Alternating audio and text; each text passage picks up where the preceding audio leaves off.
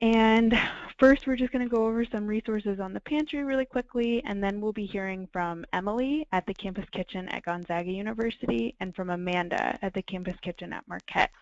And then we'll be hearing from Michelle from YouGiveGoods, which is an online food drive platform that's free for campus kitchens and very awesome. So I'm excited to hear about that. And then, like I said, we'll have some time for questions. So first, here's a little Turkeypalooza picture. And then what is Turkeypalooza? I know a few campus kitchens are on the call that have never done it before. So Turkeypalooza is one of 2 network-wide events that we do, and the other one's Raise the Dough, and unlike Raise the Dough, it's not a competition. So Turkeypalooza is just a time where campus kitchens can go above and beyond their normal operations to do something extra for their clients around the holidays. So some will host a traditional Thanksgiving meal, others will do maybe also a community meal or a community event. So it's kind of really up to the campus kitchen and what their clients want to do. So here are a few ideas. Like I said, a traditional Thanksgiving dinner is a great one for clients. You can also combine your efforts with Hunger and Homelessness Awareness Week, which is November 14th through 22nd, and any events on your campus that you think you might be able to combine with. You can get seasonal produce and put it into a Thanksgiving-themed grocery bag and deliver it to your clients. You can also do a host Bring Your Turkey to Work Day, and you can ask professors and staff members and students to bring in turkeys to donate. So where to start? So the first and best place to look is at the pantry, where we have a ton of great resources. And I would say the first place to check is the guidelines and timeline for Turkeypalooza. And I'm just going to go ahead and take us to the pantry now. And this is the guidelines and timeline for Turkeypalooza. And that basically just tells you, has great outlines for maybe what you want to do and exactly the dates for how to do it.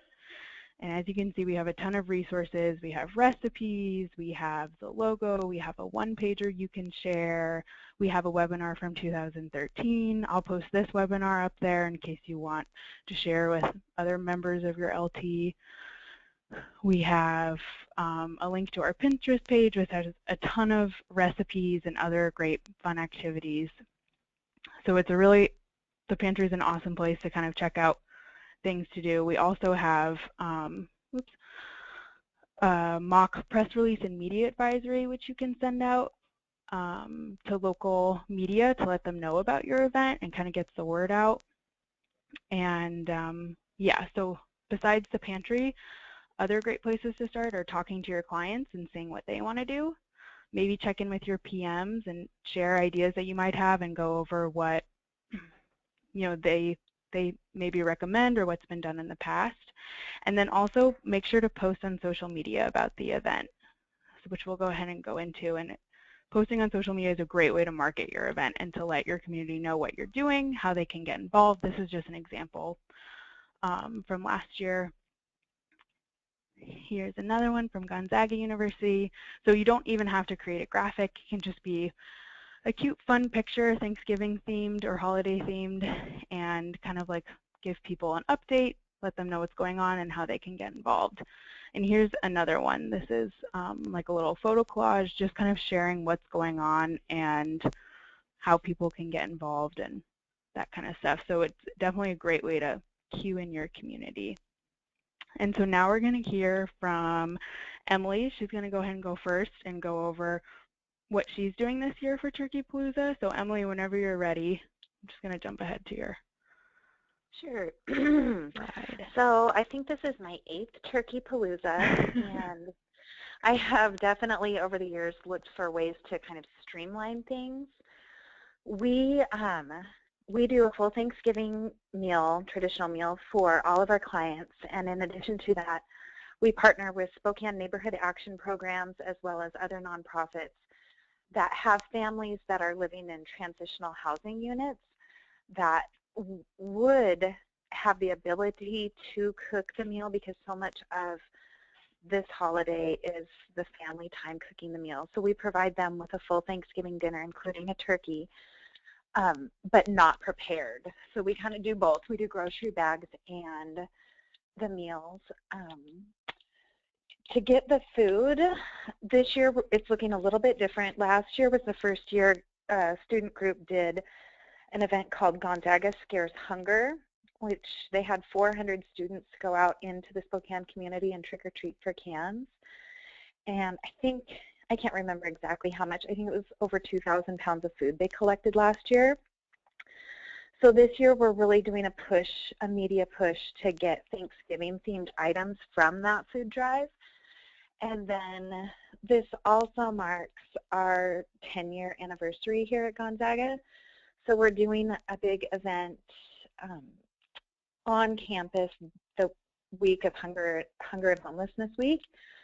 And it's a construction event. So basically all the departments on campus will be doing internal food drives with Thanksgiving-themed foods. And then they're actually doing can sculptures with Thanksgiving, so the theme is Thanksgiving, so they can build like a pilgrim or a cornucopia or whatever they choose, and then students and staff will be voting on the best can sculpture, and then all of that food will go to us as well. Usually we do 2 grocery store food drives prior to Thanksgiving. This year I think we're only going to do 1 because we'll have so much food from the trick-or-treating event and the construction event that I don't think we'll need to do 2. So the week before, leading up to Turkeypalooza, we do Turkeypalooza the weekend before Thanksgiving, and then all the meals go out that week. I cook off all of the birds before the actual event, and then I have students do all the deboning and make all the rest of the meals on that Saturday cooking shift. I just found it's easier. The first year we cooked all the turkeys the day of, and we were there from 7 in the morning until after 9 at night, and it was too much. So we try to get that done ahead of time, and it saves us a lot of time. Another thing we do that helps us in transporting is we don't do pumpkin pie, because pie does not travel well and it's round. So we do pumpkin cookies, which is a big help for us. I think that's it. Oh, we do instead of a take your turkey to work day, we do that. And I know most places do it on campus. We partner with a local restaurant, and they serve as a drop-off place downtown. So we really try to incorporate the whole community into Take Your Turkey to Work Day. It also allows for more awareness of what you're doing within the larger community. This year, I got a call Monday from a local medical place. It's Inland Imaging. They do x-rays, and they promised us 200 turkeys. So I think our turkeys are all taken care of this year. Another way, here's something else, we staff our Turkeypalooza with Mission Possible. Mission Possible is our alternate spring break groups that go out and do service in other communities over spring break, and they have all of their volunteers are required to work with us for Turkeypalooza as a bonding time before their actual trip. So it's automatically staffed. So checking with the Service Learning Office would be a good place to start to look for volunteers for Turkeypalooza. Awesome. Thank you. Yeah, does anyone have any questions? I actually have a couple, but I'll let students go first. And you guys can type them into the chat box or just go ahead and ask them.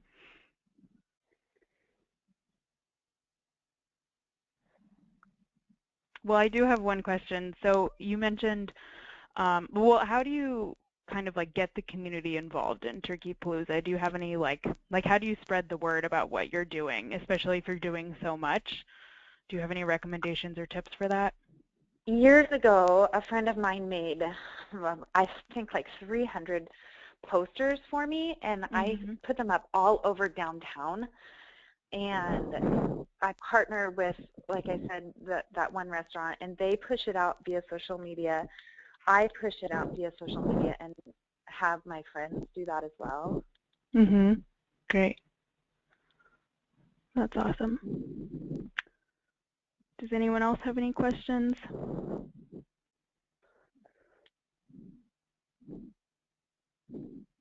Yes, where do you cook all those turkeys? We cook them in the kitchen. We use kitchen space on campus, so we're cooking those on campus. The other challenging thing that has come about before is the storing of the turkeys. I partner with a church that has a commercial kitchen for freezer space as well. So all the Sodexo people don't hate me quite as much. Right, exactly.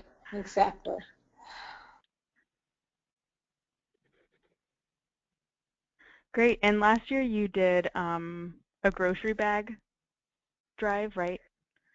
Would you mind just really briefly touching on that and what you did? The providing, at the grocery stores? Yeah.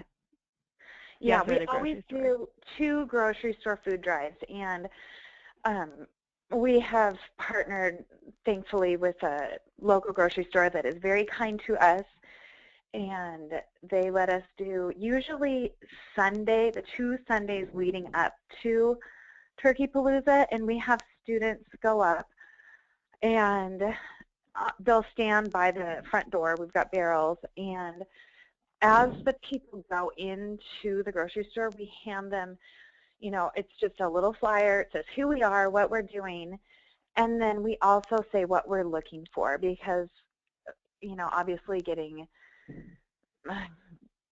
random items is not going to be helpful when you're looking at making 1,000 holiday meals.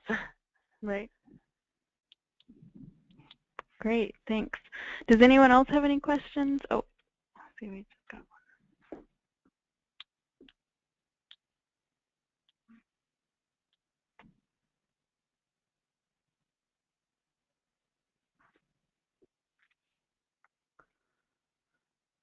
So one student just asked if or how you raise money to buy food to donate to the kitchen.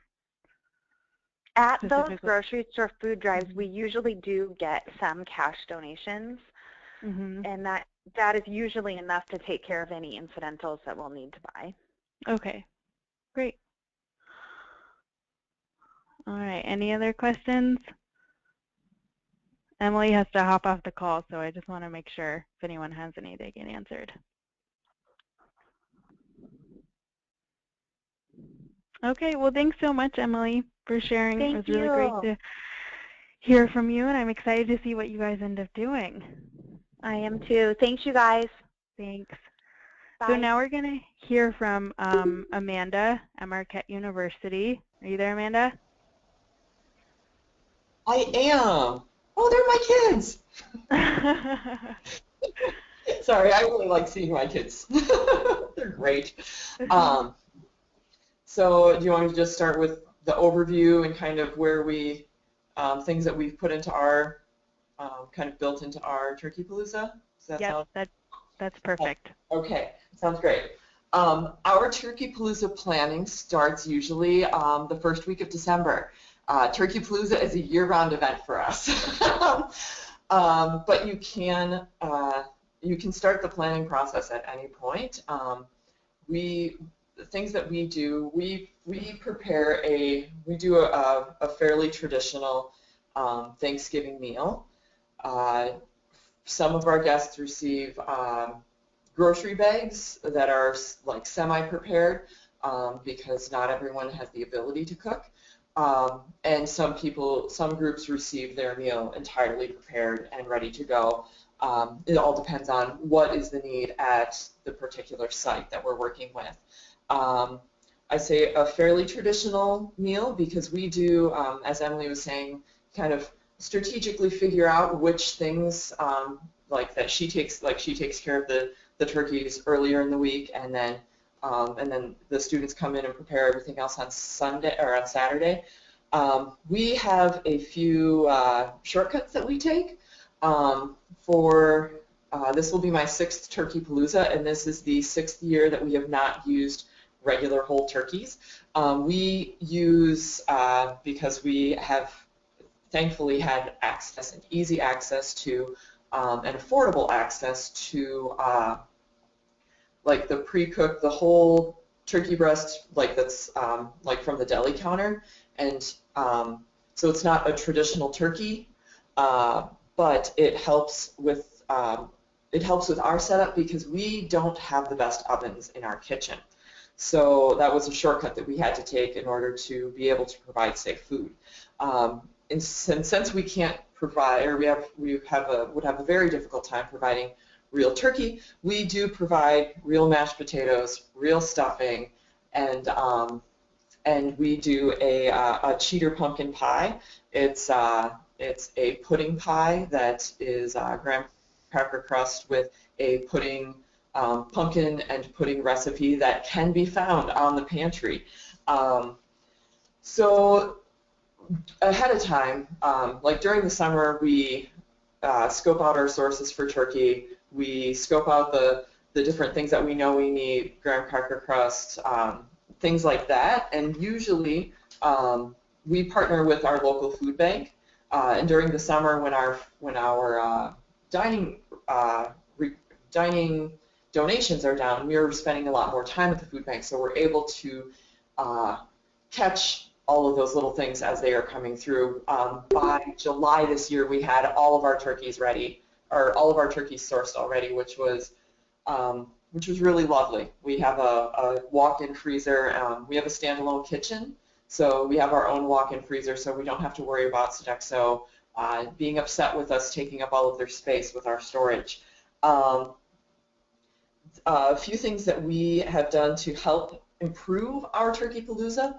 I'll just give you a little glimpse into my first Turkeypalooza, where we had the students during the regular cooking shifts. We're doing a little bit of prep during the week before, peeling potatoes, like kind of organizing things, and then the Friday before Turkeypalooza, they came in for a couple of hours, mostly just my leadership team, and then we had students come in all day on Saturday.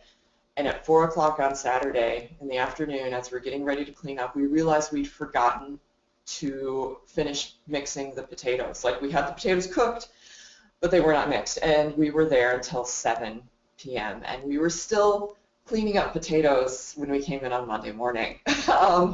We thought we had gotten them all, but there were still some on the counter. So switch that around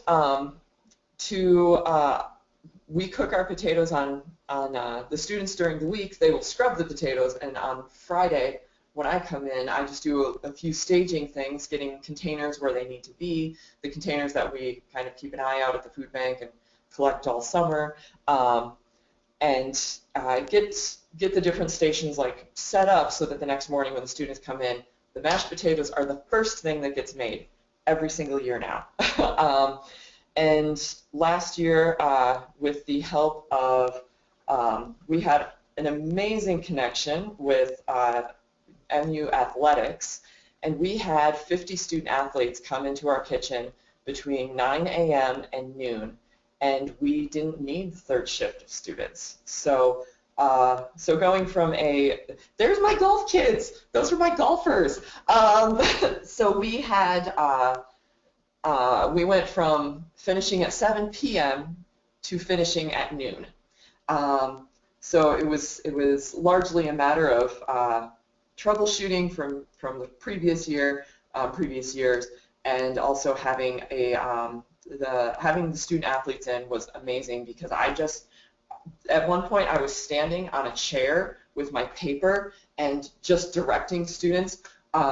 Having one person, either your coordinator or your kitchen manager, who doesn't touch food all day. All I do all day is I go over my list, I cross off what needs to be crossed off, I delegate, and it goes so much better than the first year when I tried to participate and actually touch food.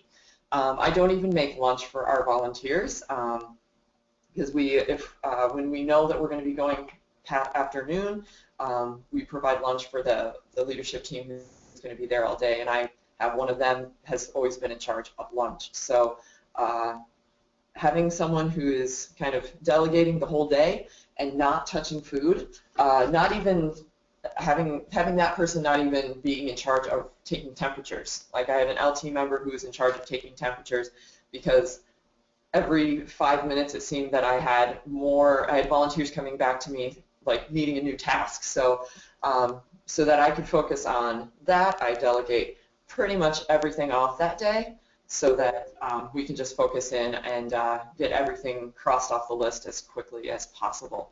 And having 2 groups of about 25 student athletes who are all competitive. Student athletes are great because they're competitive and their coach tells them to be there and they will be there. And they want to beat each other and they want to be better than their teammates. So they're all like, if you can get in with your athletics, do so. It was one of the best additions we had to our Turkeypalooza last year. And that's basically what we do. Awesome. Thanks. So I have a couple questions. So before you partnered with the student athletes, how did you get students on campus involved, and like how did you spread the word to let them know about your Turkeypalooza event? It was a lot of like talking with our regular volunteers who were coming in during the week and just having them sign up. Volunteer Hub was an amazing addition because I think we had either 1 or 2 years of Volunteer Hub before we had athletics come in. And so we would just keep telling the volunteers to go to Volunteer Hub, find out how they can volunteer. Also talking to staff, faculty on campus. Lots of them, they want to help, but sometimes they can't help during the week when they're working. So, or like our shifts weren't at great times for them, but to be able to come in on a Saturday morning was perfect. We also have our dining provider's corporate security office is about half an hour out of town, so they come down. They've come down for Turkeypalooza at least once. And they brought a team of 4 or 5 down with them. They also come back during winter break and help us out during winter break as well. So getting connections with if there's different aspects of your dining provider who aren't actually just on campus, it might be a way to connect the greater organization with your kitchen. Awesome.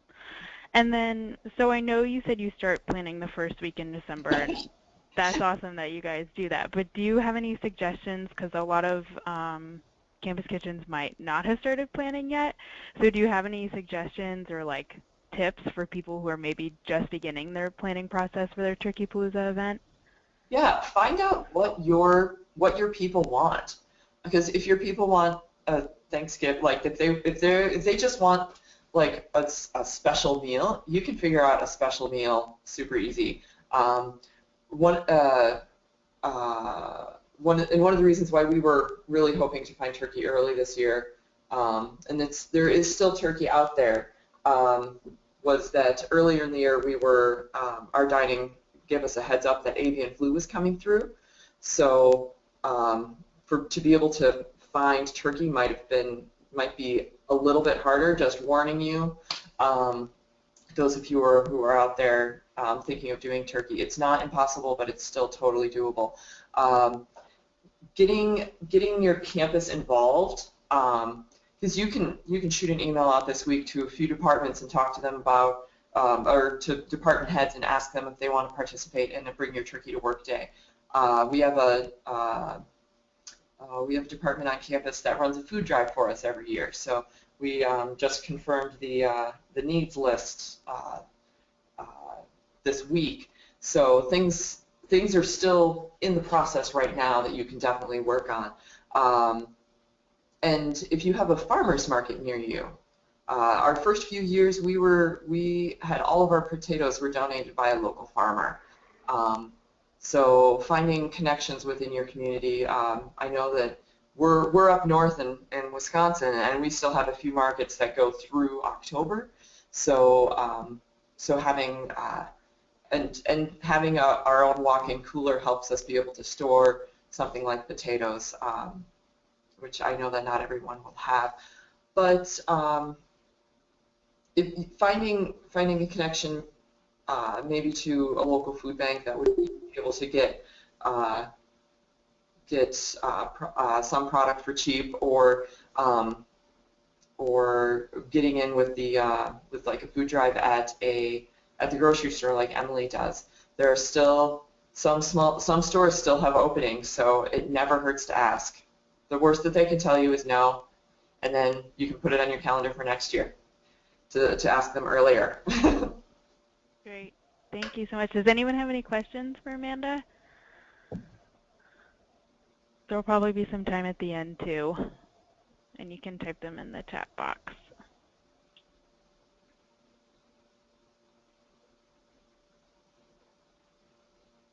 All right, so now we're going to go ahead and hear from Michelle from YouGiveGoods, and let me just, all right, Michelle, whenever you're ready. Okay, let me just find that.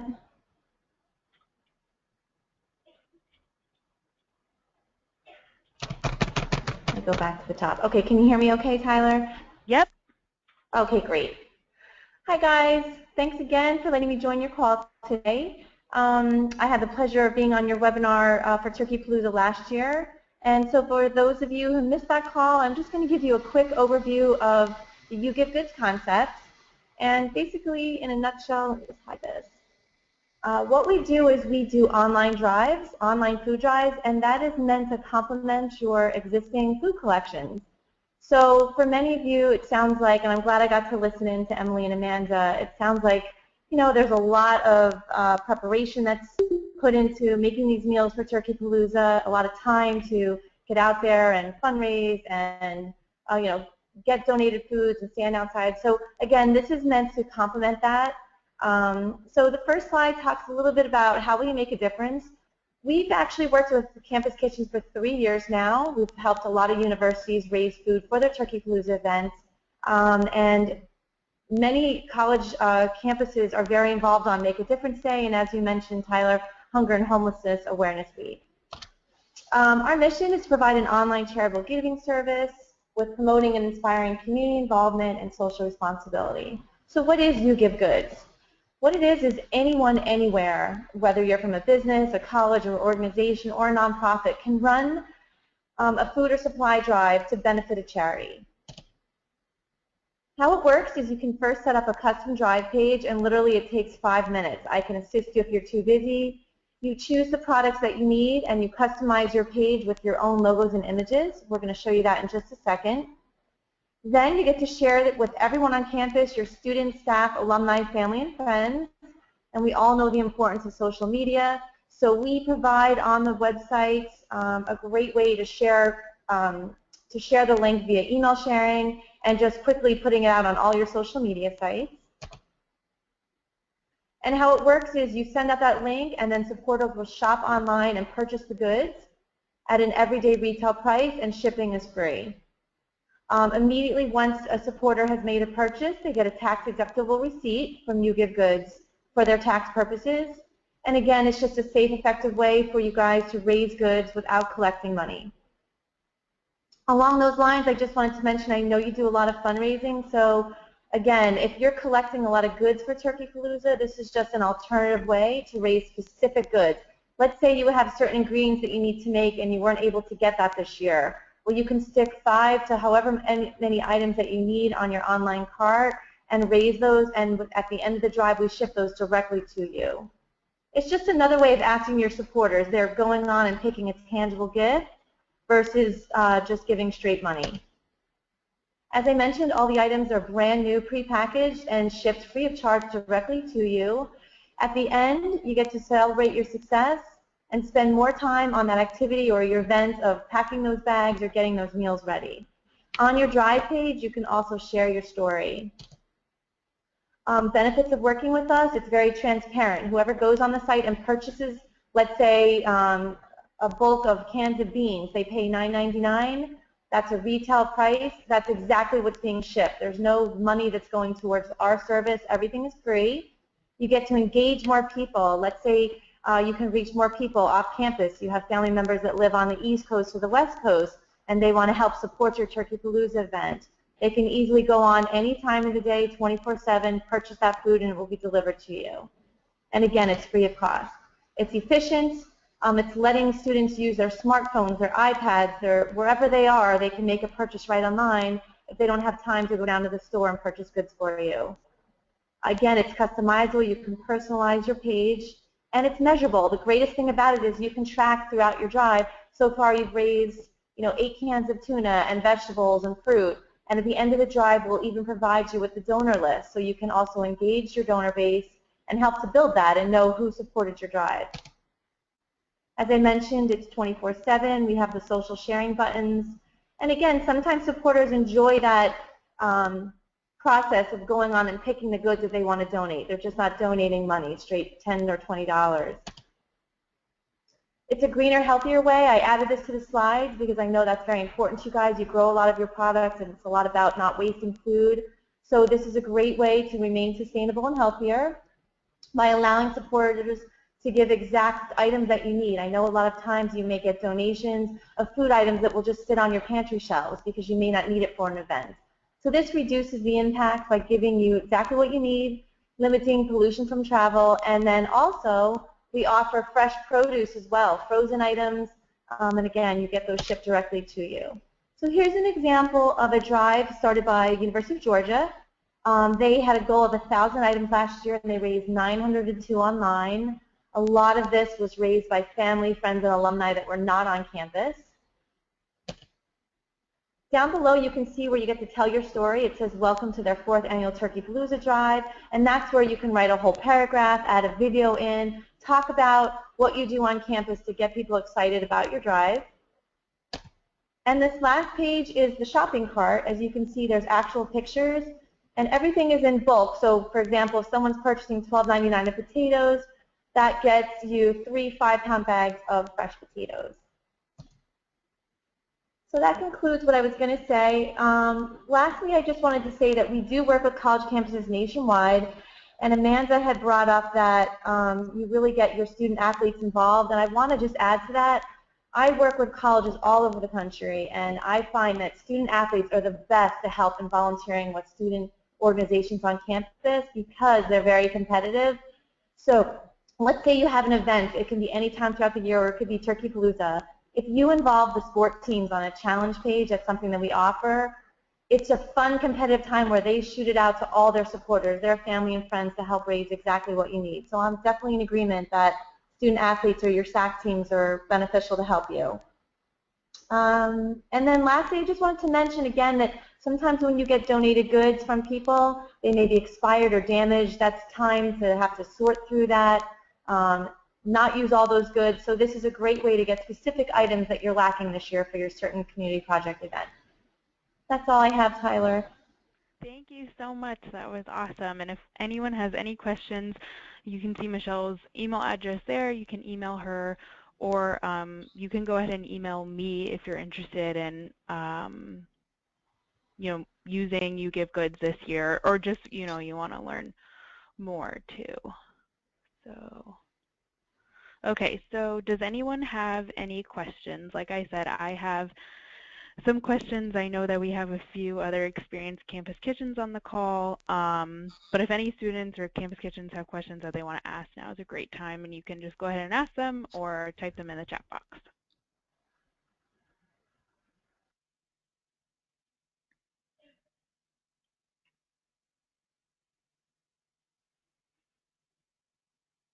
Okay, so I have one, and either Amanda, Samantha, or Jenny, if any of you guys want to jump in and answer this, how did you decide what to do, or even know what to do for your first Turkeypalooza or for Turkeypalooza every year?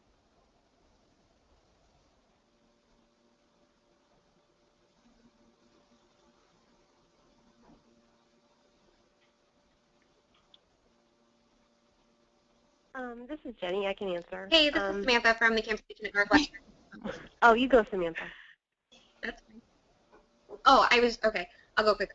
One of the things we do I printed them out today to send out later this week, is we survey all of our clients in the beginning of October, so pretty early, and kind of get a feel for what they're looking for this time of year. I know we have a couple client organizations who get so many Thanksgiving dinner donations, it's the last thing they want by the time the end of November rolls around.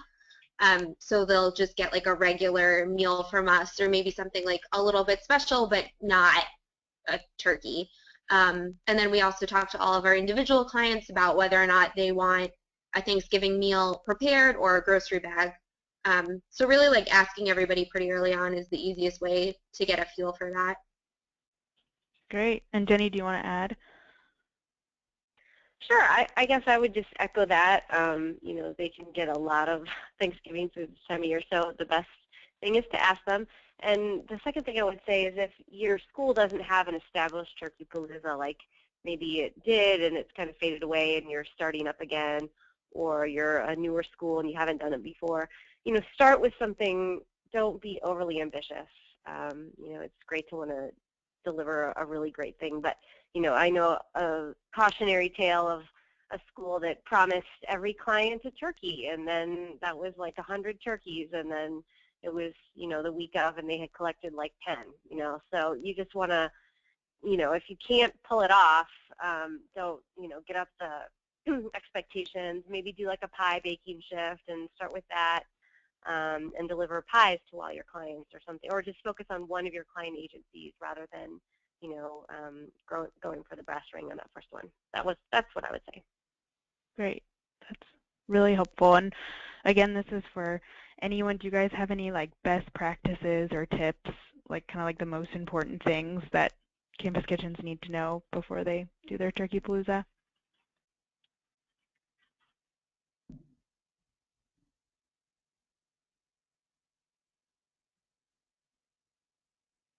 I'll echo what Tyler, Jenny. I'd like to jump in on that. Oh. Sorry, go ahead. This is Michelle. Go ahead. Okay. I was just going to echo Jenny on the, like, it is so okay to start small, because part of the reason why our first Turkeypalooza, this is Amanda Marquette again, part of the reason why our first Turkeypalooza went until 7 p.m. and it was an 11-hour day was because we tried to go really big, and it was terrifying. And the next year we cut, like, I think we cut 3 hours off in the next year just by, like, bringing it down to a scale that was much more manageable. So yeah, it is. Oh, you don't. It's not go big or go home. It's provide awesome food and make sure your clients feel loved. Great. Michelle, you want to add? Or No, I just wanted to say that we understand with Turkeypalooza it's very time sensitive. So having a key strategy as far as planning it out, and really the key to getting the word out is so important.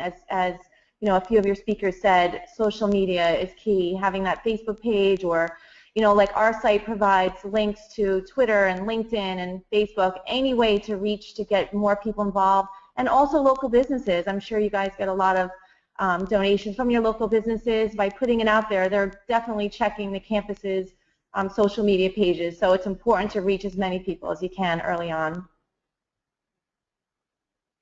yeah, definitely, I agree with that. And just another question, and again, if anyone has questions, just feel free to ask them or type them in the chat box. Hi, this is Linda at the University of Florida.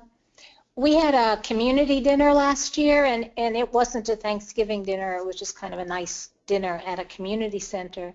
And we got our dietetic students involved, and they set up a table, and they had games, nutrition games for the kids, because there are a lot of children there.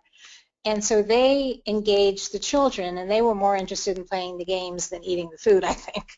So I think getting dietetic students or nutrition students involved, if you have them on your campus, is really a nice way of engaging the children that you're feeding. Great, thanks so much for sharing. That's a really valuable tip. How have you guys promoted your Turkeypalooza events in the past on social media? Or maybe how do you plan to do that this year?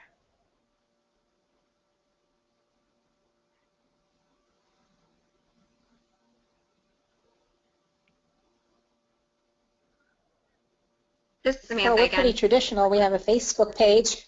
We have a Facebook page, as I guess everybody does. And I was amazed when I started, when I was on our page, and it asks you, do you want to invite people, your friends, to join? Well, I just sat there, and invited friend after friend, and I cannot believe how many people liked our page after that. And so they had access when we post things, all these people that I know, who are not necessarily on campus, but some are in the area, some are not, had access to our page. So if everybody did that, took the time to do their little, invite a friend, that goes out to a lot of people. Yeah, definitely. Was someone else about to speak there? Oh yeah, it's Samantha again. I was just going to say that we do something pretty similar. Like, we put all the shifts up on Volunteer Hub, which is really helpful. And then beyond just putting stuff out on Facebook and Twitter, we send out a newsletter through MailChimp to kind of all of our subscribers. And that's been a really nice way to be able to get like community volunteers in, because I know, at least for us, that Thanksgiving week is like midterms and finals here at Northwestern, so it's kind of tricky to get a lot of students in the door, but it's a really great opportunity to get like families in and community volunteers, and I find that through like the newsletter and through those contacts, that helps a lot more than maybe just putting it on Facebook. Right, great. And Tyler, could I just add one thing too? This is Yes, Michelle of course. again. That if anyone wants to utilize our site for a marketing tool, it's like I said, it's a free site for you. So you could literally put all your information on the page, a picture in that description area, list your events, your collection areas, when those events are posted, when you're doing, your donation days, and then that is all you have to send out and link to your social media site. So it's not only there to do an online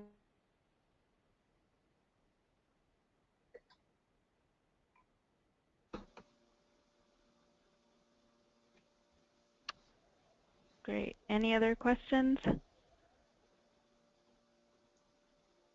This is Amanda again, and one thing that I forgot to say initially, part of the reason why our planning starts the first week of December is because we do a fairly, not thorough, but we look over our notes, we check things, like we see what worked, we see what didn't work, and we try to make us notes for next year so that we can improve and not make the mistakes we made the year before.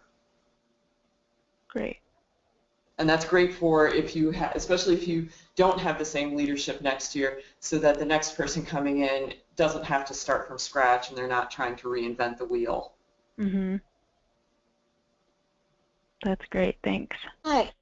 Amanda, can I ask you, what is your position at the university? I mean, how much of your time do you spend with Campus Kitchen? I'm actually the coordinator I'm employed by the Campus Kitchens. I'm one of the nationally staffed coordinators. So 100% of my job is working with Campus Kitchens. Can I borrow you in Gainesville here? It's really nice. You can come down like in January or February when it's really nice here and give us some help. Are you trying to ply me with warm weather? I'm so envious. When I talk to Emily and I talk to someone like you, and it's, to have somebody to coordinate it is just amazing. I mean, our students are wonderful, but you know how busy students are, and I'm faculty and I'm an advisor, and it's pretty much Campus Kitchen here is student run, and I let them run it, but it's challenging to have the consistency over the years as the leadership team changes and all, without having, a consistent person really running the show. Mm-hmm. So I'm amazed at the things that you guys do. Well, hopefully you can get some good tips and helpful ideas from this has been great. Yeah, Good, this has been great. And I've taken notes, and I'm going to share with our leadership team. And we're reorganizing, so we just did interviews for to bring on new people on our leadership team, and they were really great. So I'm very excited for this year. Great. Yay. Does anyone else have any questions before we move on?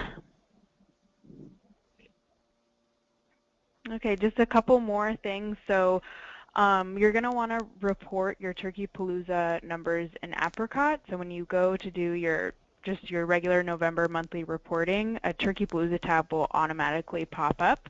So you're going to want to fill that out with, like whatever you did for Turkeypalooza, and then under meal and food distribution, the number of extra meals and the number of extra meals served. That's also where you can add your Turkeypalooza numbers and pounds of food donated. So just a few reminders. I think it was definitely stress in the webinar to talk to your clients, and I think that's a great first step, and just see what they're interested in. Maybe they don't want a traditional Thanksgiving meal if they're going to have a ton of them, and just see what they would like. Definitely let your PM know your Turkeypalooza plan. Don't be afraid to ask them questions. Don't be afraid to ask me questions, to brainstorm with them. And then for YouGiveGoods, you have to use YouGiveGoods, you have to borrow the Campus Kitchens Project's 501c3 nonprofit number in order to use it, and it's just a document that you have to sign, and I can send it to you electronically, and you can scan it and send it back to me. And those are due in about a week on October 16th. So please email me if you want to use YouGiveGoods, and I can help you get set up. So thank you to everyone who presented, and to everyone who called in. And just another reminder, don't forget to post your amazing photos to social media, because it really is a special time of year, and it's really fun for everyone involved in the network to see what's going on. And feel free to email me with questions, and thank you, and everyone have a good day.